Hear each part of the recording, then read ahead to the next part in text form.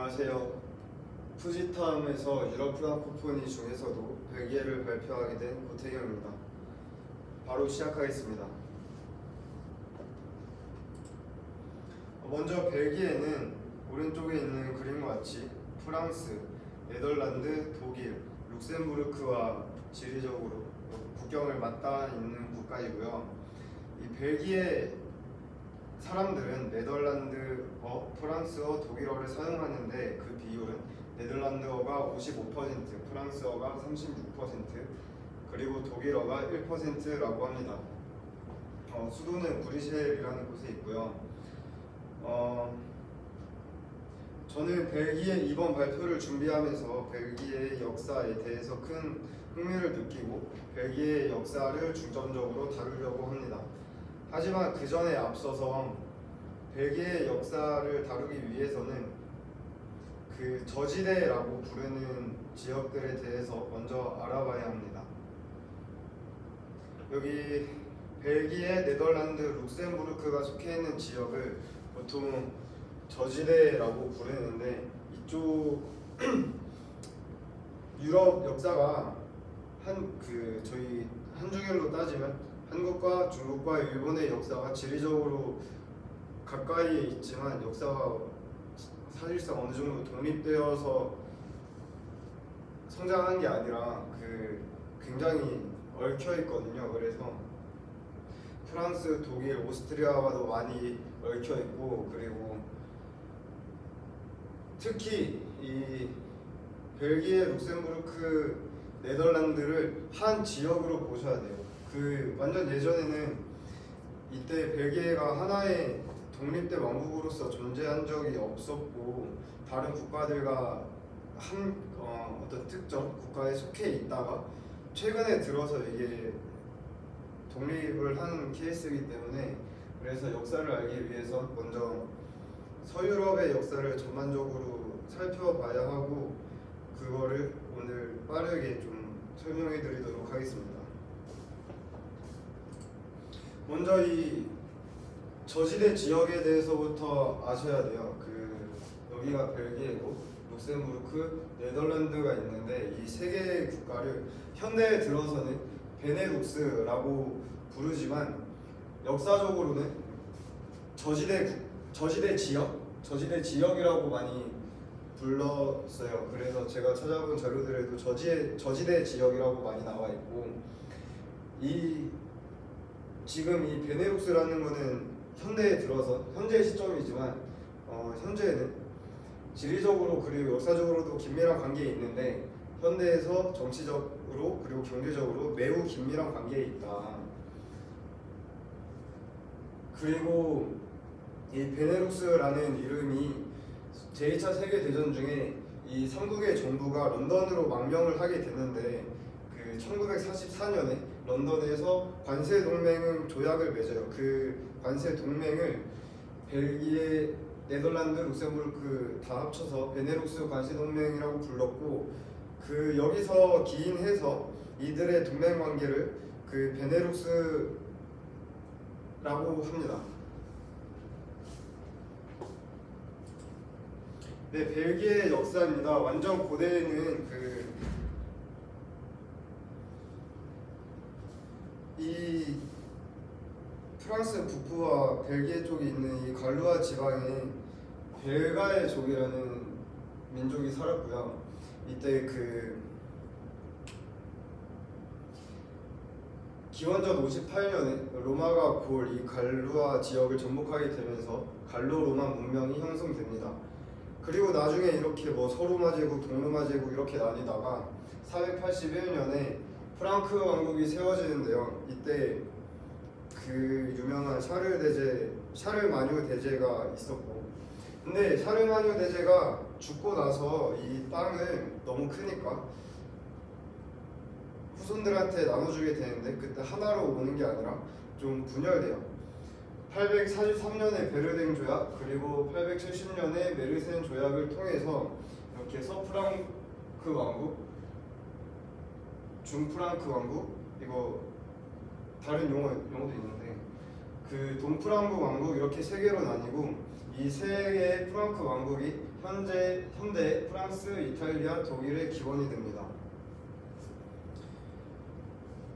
벨기에 지역은 먼저 일단 동프랑크 왕국에 속해 있었어요. 동프랑크 왕국에 있었는데 이 저지대 지역이 굉장히 상업적으로 부유하게 되거든요. 그래서 많은 강국들의 침략을 받습니다. 그래서 동프랑크 왕국이 있었다가 서프랑크 왕국이 있었다가 또 동프랑크 왕국으로 가고 이렇게 왔다 갔다 하다가 결국에 그 신성 로마 제국이 있을 때는 이 저지대 지역이 나뉘어서 한쪽은 프랑스, 한쪽은 신성 로마 제국이 있습니다. 그리고 그 11세기까지는 뭐 뚜렷한 족적이 없다가 11세기가 되면서 이 저지대 지역에 살고 있던 자유민들을 중심으로 자유 도시가 형성이 돼요. 여기 보면 그 지중해가 있기 때문에 특히 항구 도시를 필두로 해서 무역과 상업을 통해서 많은 부를 획득했고 그래서 유럽에서 가장 부유한 지역 중에 하나가 됩니다.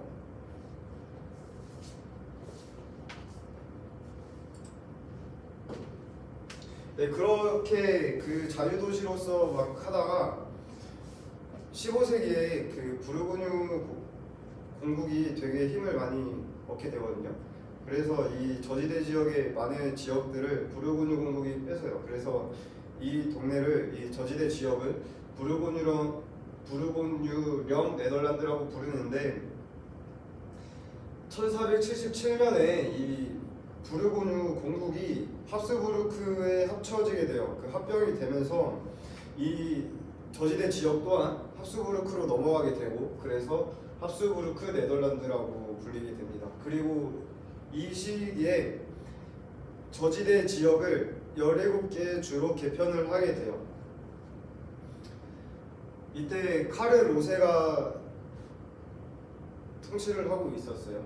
근데 또 1517년에 종교 개혁이 일어나게 되죠. 그 종교 개혁 때문에 개신교들이 많이 생겨났는데 이 개신교들이 저지대 지역의 북쪽으로 많이 이주를 했다고 해요. 그래서 그 저지대 지역의 북쪽에 그 개신교들이 많이 살았고 칼뱅파 개신교들이 많이 살았고 근데 또 여기를 통치하던 카를 5세는 원래 이쪽에서 많이 살고 애정을 가지고 있어서 시민들의 사랑도 좀 많았는데 애정이 많았는데 그 사람은 카톨릭이다 보니까 개신교들을 탄압하고 그래서 많은 원석을 사게 됩니다.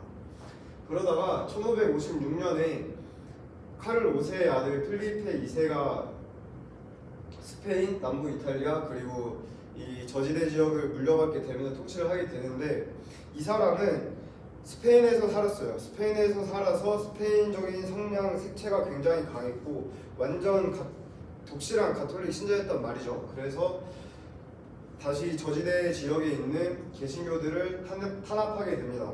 근데 탄압만 하는 게 아니라 이 저지대 지역을 강압 통치를 하게 돼요. 그래서 정말 많은 반발이 있었고 그래서 결국 1568년에 이 저지대 지역에 80년 전쟁이 발발하게 됩니다. 이때 북부의 7개 주는 이 반란에 참여를 하고 남부의 10개 주는 참여를 하지 않아요. 그러다가 1585년에 이 중간에 1585년과 그 중간에 3개의 주가 남부에 있는 3개의 주가 이 80년 전쟁에 참전을 하거든요. 중립을 유지하다가. 근데 그 3개의 주가 이 부유한 저지대 지역에서도 가장 부유했던 가장 부유했던 주들이었어요. 그래서 영향력이 굉장히 셌는데 그 중에 하나인 안틀베르펜이 함락이 됩니다. 1585년에. 그래서 이거를 계기로 이렇게 속수무책으로 당하면서 결국 남부의 10개 주는 가톨릭의 색채가 강했고 이게 벨기에가 되고요. 북부의 7개 주는 개신교의 색채가 강했고 이거는 네덜란드가 됩니다. 그러다가 1609년에 전쟁이 끝났는데 근데 그런 80년 전쟁이 아니잖아요. 1648년에 이들은 베스트팔렌 조약을 맺어요. 이거를 통해서 이 북부 7개 주는 네덜란드가 되는데 이게 완전히 독립, 네덜란드로 독립, 그리고 남부의 10개 주는 계속 스페인의 지배를 받아요. 이 벨기에는 스페인의 지배를 계속 받아요.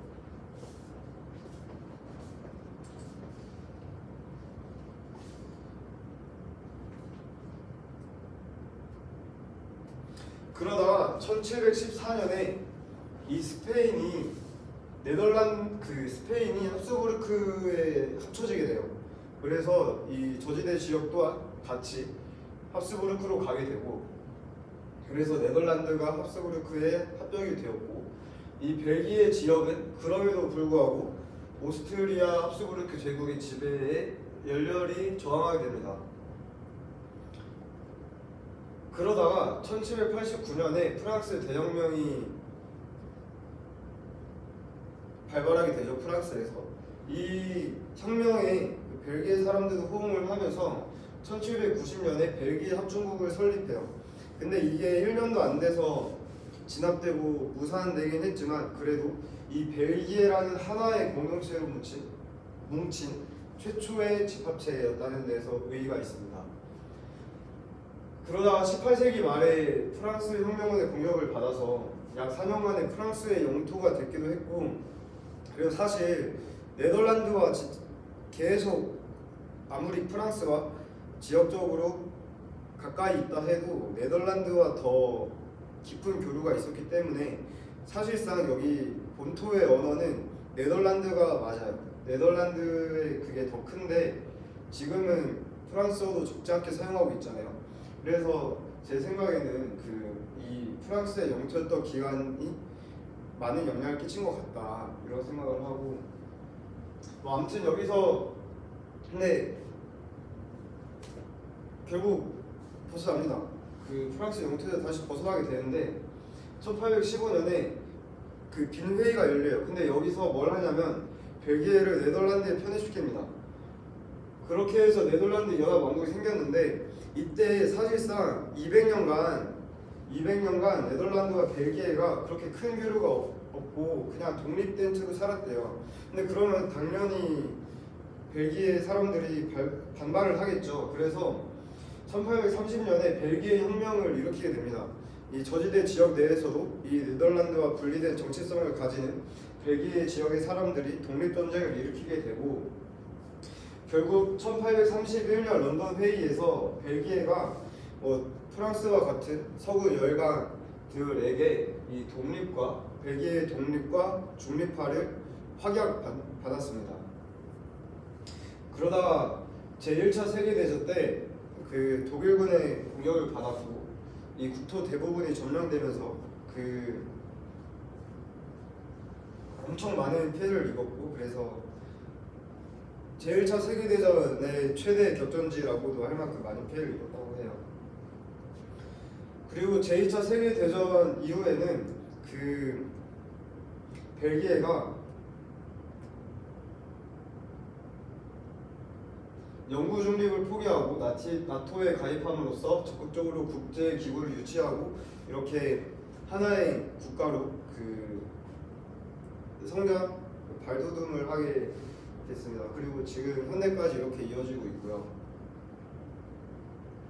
제가 이렇게 장황하게 벨기에 역사를 설명한 이유는 현대에 들어가지고 벨기에 내에서 무슨 투쟁이라거나 그런 좀 사회에 파장을 일으킨 사건이 별로 없었던 것 같은데, 오히려 이 앞서 발표한 베네룩스,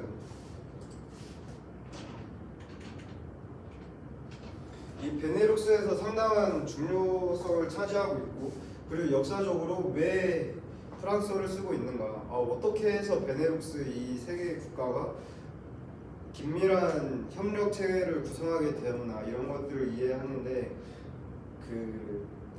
이 역사를 살펴보는 게 굉장히 중요하다고 생각했고, 이 제 발표를 통해서 이 서구 유럽의 대략적인 역사도 함께 조금이나마 도움이 되었길 바라면서 발표를 마치겠습니다. 감사합니다.